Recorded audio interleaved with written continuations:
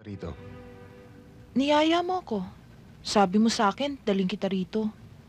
Ayoko nga sana baka magalit si Roy. Pag nalaman niyang nandito ka, baka patayin ka niya. Hindi niya magagawa sa akin yun. Sa'yo, hindi. E paano ko? Pita, natatakot ako. Kailangan hindi niya malaman ito nangyari sa atin. Pangako mo. Hindi mo sasabihin sa kanya. Takot ka? Oo. Natatakot ako baka mapatay ko siya.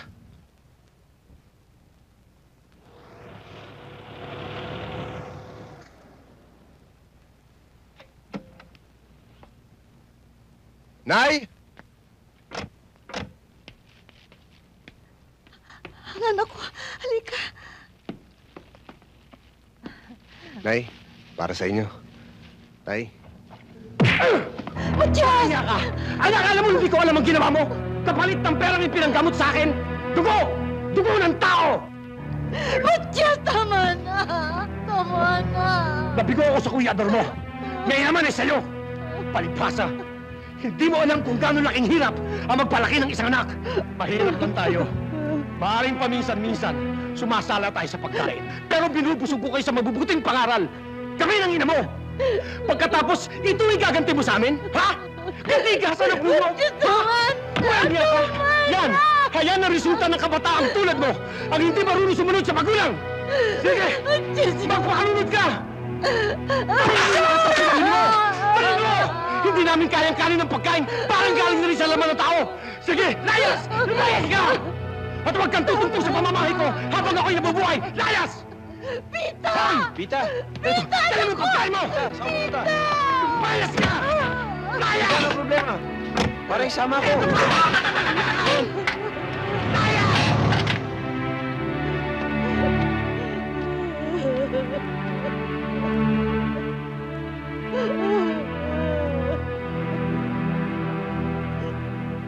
Dito na lang ba tayo?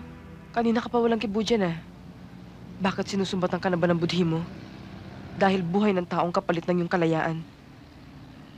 Pati ba naman ikaw, Andrea? Para kang si Itay. Akala ko maunawaan mo ako. Paano kita maunawaan kung ang lahat ng ginagawa mo'y puro mali? Nagkakamali ka. Ang hindi mo alam, buhay ng Itay ko niligtas ko. Ang alam ko, binabayaran ka para pumatay ng tao. Para kang aso na sunod-sunuran sa mga pinag-uutos ng amo mo. Oo, inamin ko. Masama akong tao. Dapat, dahil hindi mahuhugasan ang pagbibigay mo ng tulong ang mga kasalanan mo. Bilang tao, may karapatan din ako magmahal at mahalin. Tumulong sa kapwa. Kung ang hayop nga marunong magmahal, ako pa kayang tao. Iba ka na ngayon, tita. Hindi na ikaw ang kababata ko, ang lalaking minahal ko. Isa ka ng mamamatay tao. May laya ang bawat tao. May laya ka kung gusto mo man akong kalimutan. Kung hindi mo na ako mahal.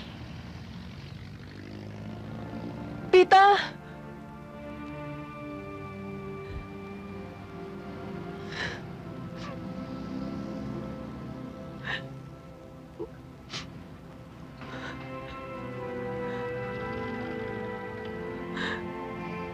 Mahal kita, Pita.